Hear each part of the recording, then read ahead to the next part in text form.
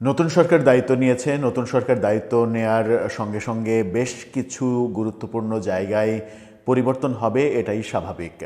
সেনাবাহিনী, police, RAB, BGP সব জায়গাতেই পরিবর্তন হওয়ার একটা সম্ভাবনা নতুন সরকার আসলেই থাকে। এবং সেই পরিবর্তন যে নতুন সরকারের আমলে হবে সেটা বোঝাই যাচ্ছিল, কিন্তু সেটা একেবারে সেনাবাহিনী দিয়ে শুরু হবে এটা বোধহয় অনেকেই মনে করেনি। অনেকেই মনে করেছে যে পুলিশ বাহিনী দিয়ে শুরু হবে, যদিও আজকে স্বরাষ্ট্রমন্ত্রী একেবারে পরিষ্কার জানিয়ে দিয়েছেন পুলিশের শীর্ষ পর্যায়ে বেশ কিছু পরিবর্তন হবে। সিদ্ধান্ত জানানোর এই ব্যাপারটাতে আমরা কনফার্ম নিউজ গণমাধ্যমে যেটা পাচ্ছি সেটা হচ্ছে সেনাবাহিনীর শীর্ষ পর্যায়ে খুবই গুরুত্বপূর্ণ কিছু জায়গায় পরিবর্তন করা হয়েছে। এমনকি ডিজিএফআইয়ের প্রধানের জায়গাতেও এসেছে পরিবর্তন। সেনাবাহিনীর এই পরিবর্তন খুবই গুরুত্বপূর্ণ এবং নতুন সরকারের আমলে অনেকে বলছেন যে আরও কিছু পরিবর্তন হতে চলেছে। এমনকি সেনাবাহিনীর সর্বোচ্চ পদে পরিবর্তন চলে আসলেও অবাক হওয়ার কিছু থাকবে না। চলুন একটু জেনে দেখি সেনাবাহিনীর শীর্ষ পর্যায়ে কি কি পরিবর্তন আসলো, কেনই বা সেই পরিবর্তনগুলো আসলো। থাকবেন পলিটিক্স টিভির নিয়মিত আয়োজনে।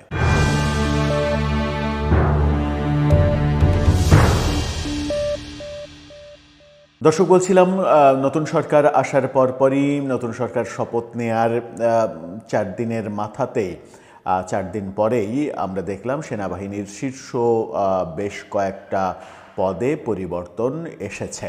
গণমাধ্যমে এই খবরটা নিশ্চিত করছে চ্যানেল 24-এর শিরোনামটা দেখে নিন। সেখানে বলা হচ্ছে সেনাবাহিনীর শীর্ষ পদে রদবদল। বাংলাদেশ সেনাবাহিনীর শীর্ষ পদমর্যাদার কয়েকটি পদে রদবদল আনা হয়েছে। আজকে সেনা সদর থেকে এ সংক্রান্ত আদেশ জারি করা হয়েছে বলে প্রতিরক্ষা মন্ত্রণালয় সূত্র নিশ্চিত করেছে।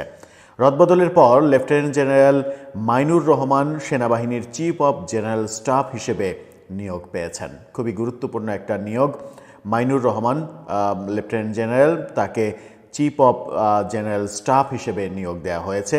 এর আগে তিনি আরডগের জিওসি ছিলেন। জিওসি থেকে তার এই পদোন্নতি হলো। পাশাপাশি প্রতিরক্ষা গোয়েন্দা মহাপরিদপ্তর ডিজিএফআইয়ের প্রধান হচ্ছেন কায়সার রশিদ চৌধুরী। এই জায়গাটা খুবই গুরুত্বপূর্ণ, ডিজিএফআইয়ের এই জায়গাটা। এখানে কায়সার রশিদ চৌধুরীকে আনা হচ্ছে। বর্তমানে ব্রিগেডিয়ার জেনারেল হিসেবে তিনি সেনা সদরে রয়েছেন। অন্যদিকে সশস্ত্র বাহিনী বিভাগের নতুন প্রিন্সিপাল স্টাফ অফিসার হিসেবে নিয়োগ পেয়েছেন মেজর জেনারেল মীর মুশফিকুর রহমান। এর আগে 24 পদাতিক ডিভিশনের জিওসি ছিলেন তিনি।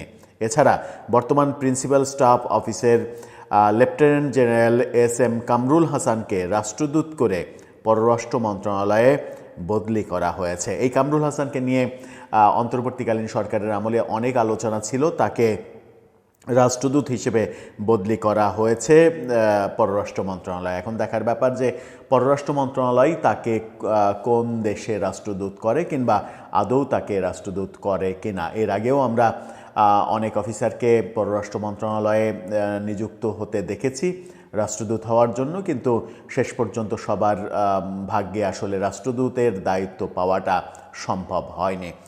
সেনাবাহিনীর শীর্ষ পদে চিফ অফ স্টাফ এই পদে সাথে ডিজিএফআইয়ের প্রধান পদে চিফ অফ জেনারেল স্টাফ এবং ডিজিএফআই, এই দুইটা পদ খুবই গুরুত্বপূর্ণ। এই দুইটা পদে যখন পরিবর্তন আসলো তখন চতুর্দিকে গুঞ্জন সেনাবাহিনী প্রধানের পদেও পরিবর্তন আসছে কিনা। অন্তর্বর্তীকালীন সরকারের আমলে জেনারেল ওয়াকারকে নিয়ে অনেকে অনেক রকমের আলোচনা করেছেন, কিন্তু জেনারেল ওয়াকার খুবই শান্ত মস্তিষ্কে সব কিছু ট্যাকেল দিয়েছেন। সরকারের নানা ধরনের কর্মকাণ্ড, এটা বিদেশের হাতে তুলে দেওয়া, ওটা বিদেশের হাতে তুলে দেওয়া, এই ব্যাপারগুলোতে তিনি প্রতিবন্ধকতা তৈরি করে প্রশংসিত হয়েছিলেন। সরকারের যে মবকে পৃষ্ঠপোষকতা দেওয়ার চেষ্টা, সেই চেষ্টার বিপরীতে তিনি মন্তব্য করেছিলেন এবং সেনাপ্রধান প্রশংসিত হয়েছিলেন। এই কর্মকাণ্ড করার কারণে কিছু কিছু রাজনৈতিক দল বিগত সরকারের আস্থাভাজন এবং মানে ঘরের রাজনৈতিক কিছু দল তারা সেনাপ্রধান সম্পর্কে যাচ্ছে তাই বিশ্রী মন্তব্য করেছেন, কিন্তু সরকার তাদের বিরুদ্ধে কোনো ব্যবস্থা নেয়নি। এই ঘটনাগুলো আমরা দেখেছি। অনেকে আবার সেনাপ্রধান সম্পর্কে এই আলোচনাও করার চেষ্টা করেছেন যে বর্তমান সেনাপ্রধান তিনি সাবেক প্রধানমন্ত্রী শেখ হাসিনার আত্মীয়। যদি সেই বাস্তবতাটা সত্যিই কাজে দিত তাহলে তো ২৪-এর ৫ আগস্ট সেনাপ্রধান তিনি প্রধানমন্ত্রীর হুকুম মতে ছাত্র জনতার উপরে গুলি চালাতেন, প্রধানমন্ত্রীর পদকে রক্ষা করার সর্বশেষ পর্যন্ত চেষ্টা করতেন। কিন্তু তিনি কিন্তু সেই পথে যাননি। তিনি অনেকটা মানে ইনডাইরেক্টলি হলেও এটাকে ডিরেক্টলিই বলা যায় ছাত্র জনতার পক্ষেই অবস্থান নিয়েছেন এবং তাদের উপরে কোনো গুলি চালাননি। এই সেনাবাহিনীর দৃঢ় অবস্থানের কারণেই কিন্তু শেখ হাসিনার পতনের ঘটনাটাও আমরা দেখেছিলাম। এখন দেখার বিষয় বর্তমান সেনাপ্রধানকে নতুন সরকারের প্রধানমন্ত্রী তারেক রহমান কি চোখে দেখেন, তাকে তার মেয়াদ পূরণ করতে দেন কিনা, নাকি তার আগেই নতুন সেনাপ্রধান হিসেবে কারো আগমন ঘটে। সেটা খুবই গুরুত্বপূর্ণ একটা ব্যাপার, দেশের জন্য খুবই গুরুত্বপূর্ণ একটা সিদ্ধান্ত। দর্শক, আপনার কাছে কি মনে হয়, বর্তমান সেনাপ্রধান নতুন সরকারের আস্থা অর্জন করে তার মেয়াদ পূর্ণ করতে পারবেন, নাকি তিনি অনাস্থার কোনো কারণ হয়ে যাবেন?